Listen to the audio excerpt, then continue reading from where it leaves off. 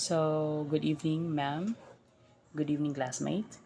So, today I'm going to discuss to you about the difference between retributive justice versus restorative justice. So, let's start. But before that, let me first ask, what is justice in your own idea? So, justice is something that society's way of addressing wrongs and maintaining the rules. So, sa justice or what we call the or kanang katarungan is basically kanang pagtrato sa lahat ng tao ng pantay. Ibig sabihin, binibigyan mo ng tama yung tama at pinaparusahan yung mali. So, sinisigurado dito na walang maiiwan at lahat ay sumusunod sa batas kung ano ang tama at mali. So, there are major approaches in um, there are two major approaches, which is the restorative justice and restorative justice. So, in retributive justice, it is something that punishment is centered. So, dati kasi ang ang punishment or way nila ng punishment is that kapag ikaw ay nagkasala na pumatay, kamatayan din ang kaparusahan or sa pamagitan ng either ka ng, for example ka ng ilagay ka sa boiling water or pugutan ka ng ulo, mga ganong pamamaraan. Pero ngayon, ipinagbabawal na kasi yan dahil labag ito sa patakarang pantao, which is inhuman siya, hindi ito tama. So, ang maaring kalaban natin dito is the human rights.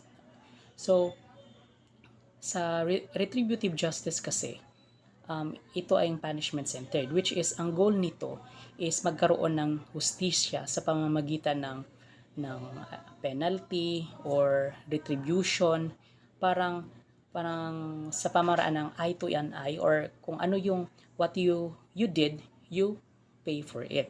So dito kasi sa the second one is the restorative justice.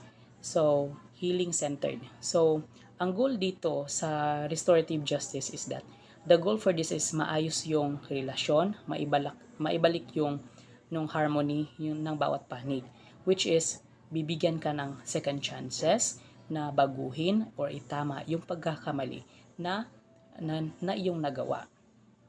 So let's proceed to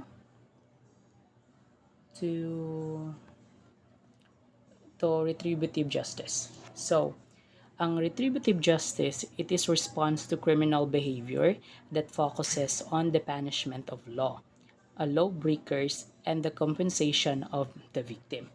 So, ang idea is that wrongdoers deserve punishment, and by punishing them, justice is served. So, for example, si ikaw ay si Juan, for example, si Juan kanang tungod siyang pag jealous or kanang pag jealous kay kaning Mark is napatay niya si Mark. So tungod sa pagpatay niya kay Mark is kanang tungod sa kanang iyang nabuhat nga pagpatay kay Mark is he found guilty, then siya ay hinuli at hinarap sa korte. So dahil sa kanyang krimen na ginawa, sinintensyahan siya ng pagkakulong or habang buhay na imprisonment, which is kanang murder is ang imprisonment nga ma-avail nimo ana is reclusion perpetua, which is kanang reclusion perpetua ang ano niya ana is 20 years, 1 day to 40 years. So mahabang panahon yung pagugulan mo doon sa presohan bago mo or maaring mamatay ka na lang doon, maaring mamatay ka na lang doon habang mamatay ka doon habang buhay, then yes, ang justice na imong na gusto sa biktima is ma-serve niya. So diri next is the retributive justice key feature. So, offender is punished proportionally. So offender is punished proportionally. So inani ni siyang na pamamaraan. So kung maliit yung kasalanan na iyong nagawa, then maliit din yung parusa.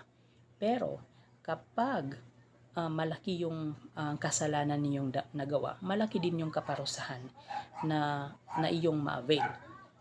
And the second is victim's role is minimal. So diri victim's role is minimal. So ang pamilya ng biktima ay may limitadong papel lamang. So wala siya like minimal lang kayo lang kanang pag face to face, wala kayo sa like connection kaayo. Pero ang ila yung way ani na or pamamaraan is parusahan ang may ang nagkasala, hindi makipag-ugnayan. So walay connection or walay kanang negotiation nga mahitabo. So dapat punishment jud ang iyang dapat ma-avail. Sa justice is state-centered. So kung unsa tong balaod nga gipatupad sa atong sa Philippines or sa atong state is mo po dapat ang kanang dapat ipa-implement, which is batas at hukuman ang pangunahing gumaganap.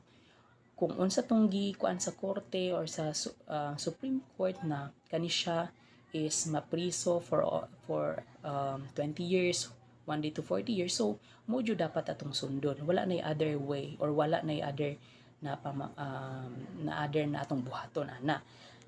Ang next is mga example ani is kanang imprisonment, fines or death penalty.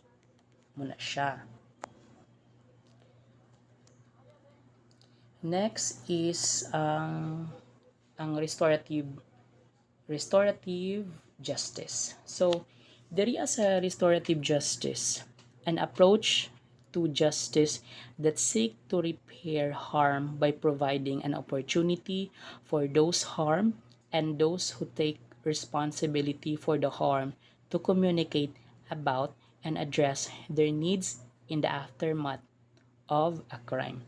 So diri is nag-emphasize ni siya sa healing or reconciliation and makipag-areglo rather than simply punishing the offender. So the offender must take responsibility sa na makipag face to face sa victim and repair the harm nga iyang nabuhat. For example, kung ikaw ay kanang nangawat, ang biktima is nangawat. So depende na sa imong kanang nabuhatan og sala or nabuhatan og kanang krimen. So naana na sa inyo sa both party kung imuha ba na siya mga ibakag apologies, i-accept ba ng apologies nimo or kanang magbayad pays back baka sa iyang mga stolen item nga imong nabuhat or help the victims in other way. So next is restorative justice. So diri accountable through dialogue and repair. So diri need na siya og dialogue and sa both party because kanang the offender takes accountability by kanang makipag-meet ka or makipag-negotiate and makipag-ugnayan sa iyaha para makapangay kag pasaylo, either mangay kag kanang way para kanang mabayaran nimo ang mga danyos nga nabuhat nimo sa iyaha. And also victim is given active role. So dapat actively mag-participate jud ka sa iyaha, actively participate or makipag-communicate jud ka sa in the process kanang sa tamang proseso. And also community involvement in the resolution. So the community participate to the suspect, both the victim and the or kanang makipag-communicate ka sa makipag-communicate jud ka sa kanang sa or makipag-participate jud ka ta to support sa kanang both sa victim ug sa offender. Then kanang mo lang ni siya, then mga example ana mga mediation, restitution o kanang community service. Mo na siya ang mga way nga pwede nimo buhaton or pwede mo pagbayaran or kanang imong kanang buhaton nga magampanan nimo or ma-face back nimo ang nabuhat nimo sa biktima.